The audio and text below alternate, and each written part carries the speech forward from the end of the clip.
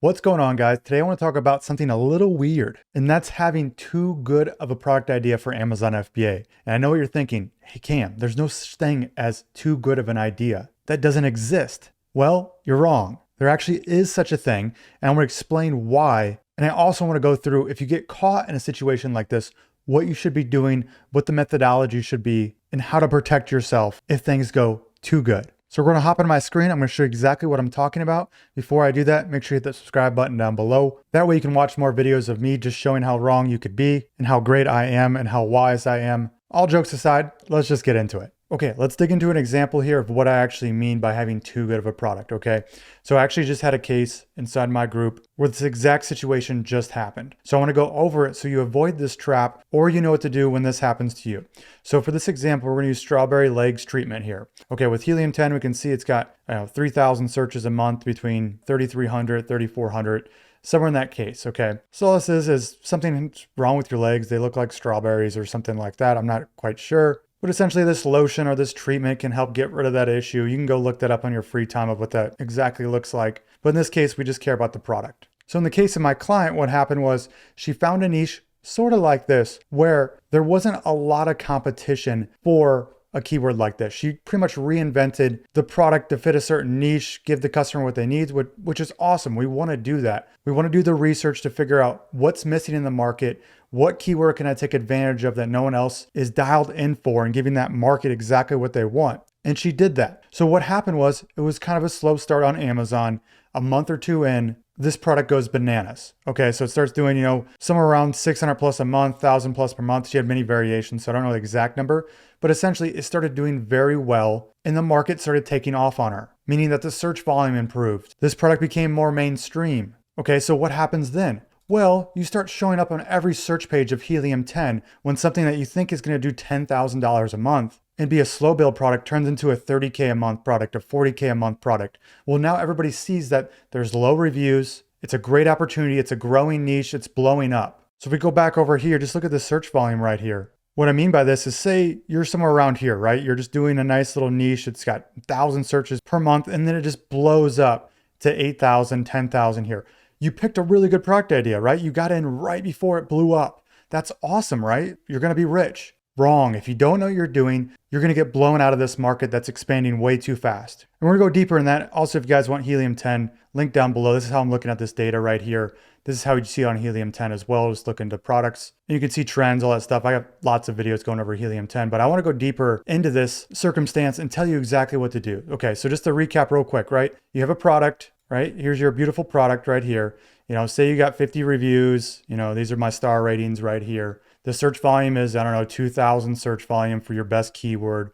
You're the only one hitting the specific keyword in your title, your product. You're giving them exactly what they want. Then all of a sudden you see this keyword blow up to, 10,000 search volume over here. Well, what happens here? You're going to pop up on Helium 10 product research, and guess what's going to happen? A bunch of copycats are going to come in, right? Because everybody can see that now. So now you got a copycat here and say he's got, a $10 price difference than you. This one's got a $5 price difference than you. This one's from a company that's already in the niche, but just decided to go into this market now. So they have a lot more buying power than you. So they're pushing hard with sales volume, and they're all going after you now, right? Because you were the leader. You got here first, which is great. It's exactly what you want to happen in a market that's blowing up. But if you don't have the skill set or understand how to keep the spot, it's only a matter of time before you get blown out of this market completely. And to understand what to do in this situation so you can capitalize and get to 40K a month or 80K a month and dominate this market, you have to remain in the top spot. So before we get into the strategies along that, you got to understand just simply how the algorithm works, right? This isn't something advanced, but at the 80-20 rule, 80% of what you should know is that sales volume is the number one thing on that keyword, right?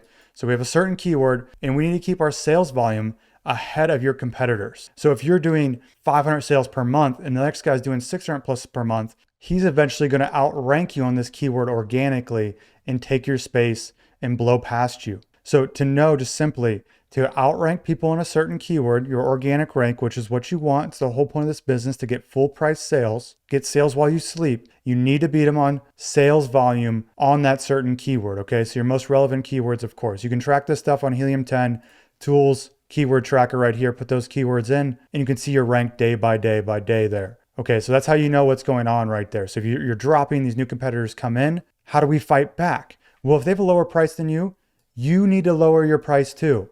Okay, I know that sucks because it's your first order, second order, your margins probably aren't that great. Okay, but if you want to have this market be yours for the rest of time, for the rest of it blowing up, and you run away with it while you have, 2,000 reviews, you suffocate them out, they can only get to 100, they quit, right? Otherwise, it's going to happen to you, vice versa. They're going to outpace you, they're going to out-review you, they're going to run away with it. So when we have the advantage, need to strangle them. Drop your price. I know how much it hurts, but drop your price because we want sales volume, right? Which then goes into review velocity, okay? Right? The more sales we have, the more review velocity we have, okay? So when we're outpacing a competitor and trying to squeeze them out, we need to make sure that we dominate these two things, right? And this one leads into that. So how do we do that on a certain keyword or anywhere else?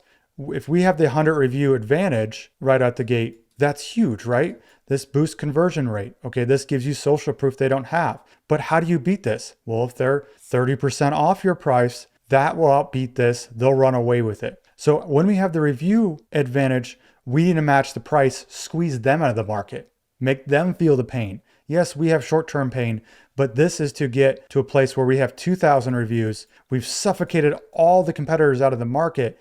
And depending on how big the market is, that might take 6 months. That might take 3 months. That might take a year. If it's a massive market, it's going to take a long time. So essentially, we want to 10x our reviews over them, make it so it's not even a competition anymore. We see this all the time in bigger markets, right? We go look into a market that's doing 100 grand per month on Amazon. We see the top guy has 10,000 reviews. There might be another guy at 2,000 reviews. There might be some other people at 100 reviews, 400 reviews. But the guy with 10,000 reviews is tripling to 10xing their sales. They're winning the market. And when we have a product idea that's too good in this situation, because almost if it's your first product, you almost don't want this because you don't have the skill set, the inventory, the money to back up this and go long term. But if you do, this is what you need to be thinking about. So to go over another example, say I just type in milk frother and steamer, huge keyword, 15,000 searches per month. I go down here, these are sponsored, so we ignore these, right? Anybody can pay to be up here. This is the first organic listing right here. 18.9 thousand reviews, 7K plus bot per month right here. So they're doing, what is that? $210,000, $230,000 per month right here. We go to the second person, 1K bot, 79 reviews. Go to the next person here, 2K bot. Okay, they're close in reviews, 3.7 review ratings right here. So that's why this one is beating them so much, even with a cheaper price. So obviously we need to make sure our quality stays apart. There's things here I'm not covering because they're obvious, right? If your product sucks and gets 1-star reviews, it's not going to work either way. We go down here, 500 plus bot, 200 plus bot. Look at these review counts, 360, 118, right? This one has 3.5 here, which is pretty good, but not close to your 18,000. He's 5xing them. She or he has won the market. 7K plus bot right here, they've won the market. They're winning. This is what needs to happen. So say you get in this market, it blows up in search volume, it blows up, it's going well, you're doubling your sales like every month. It feels like you need to double down. You need to suffocate any competition away. Yes, there's little tidbits in here as well, like this is a different whole product in general. It's $60. It's a premium product. Anything that's close to you, that looks like you, suffocate them away while you still have the advantage. If you lose the advantage, you're probably never going to get it back. They're going to run away with it. So that's an example of when a product can be too good, when it takes off on you and you just get lapped by the competition. It draws way too much attention in because now there's so much money in the market that people with big money come in and kind of swoop over and take over. This happens from time to time. Like, don't get down on yourself because you picked too good of a product. You're just kind of a victim of your own success in this way. But I want to make sure that you're prepared that if you want this market long term, you want this asset long term, you're going to have to fight for it. Okay, you're going to have to be tooth and nail, build your skills quickly, be okay with breaking even for a long time, but just know that payoff is probably going to turn into $50,000 months in the end of that battle. Now, what if you're going, Cam, I don't have the capital or skills to fight back in this situation. What should I do then? I can't keep doubling down on my inventory. I just don't have the capital to do it. Well, in that scenario, while you have the lead, you probably should just raise your price, keep ads kind of low. Definitely don't turn them off, but maybe just keep bids low, hyper efficient, and just pull in as much margin as you can. And then it's at some point when things kind of seem like you're losing ranking, you're losing momentum, probably don't reorder and move on to the next product and just take what you get there and move on. And just know next time, right? Maybe you have a little bit more capital now. You know what that market looks like, but you didn't want to go into that fight. Just take what you can get, take the margins while you have momentum and move on. I've even been in this situation. Obviously, I've fought and won a few. I fought and lost a few. One turned into like, I think the highest year they had, one of the sellers turned into $1 billion Amazon market. I clearly lost that. I did not have the capital to go after that much inventory. And the orders turned into $300,000 orders real quick. So you kind of have to pick your battles. And of course, every situation is going to be different. I can't hit everybody's unique product where I'm writing like a Neanderthal on a little whiteboard here on my computer. So there's going to be some nuance in there. You're going to have to learn, dig deep, figure it out, be tough. That's what business is all about. But hopefully some of you guys found this helpful. And of course, if you want more hands-on help, I do have a small program where I help people out, go through these situations, figure out what's best for their product, their market, all that good stuff. Link down below. But otherwise, guys, have a good day. See you in the next one.